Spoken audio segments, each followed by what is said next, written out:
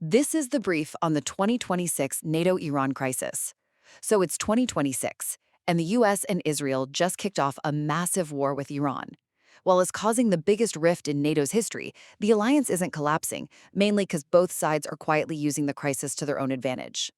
First, consider Europe's defiant refusal to join. After proactive U.S. and Israeli strikes, Washington claimed an imminent threat. But Europe totally rejected this as violating international law. Terrified of repeating the Iraq and Libya mistakes, they flat-out refused Trump's demands to deploy troops. They argue since the U.S. started it, NATO's Article 5 doesn't apply.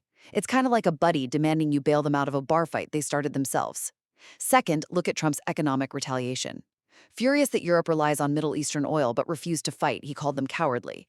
Instead of ditching NATO, he pivoted to economic coercion via the Mar-a-Lago Accord.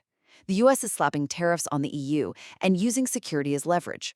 Want protection from Russia? Stop expanding trade with China. Is this a military alliance or just a protection racket? Finally, this fracture mutually benefits both parties. At the 2026 NATO Summit, Trump dropped his threats of leaving. Why? Because Europe is finally forced to develop a spine, or strategic autonomy, instead of blindly following Washington.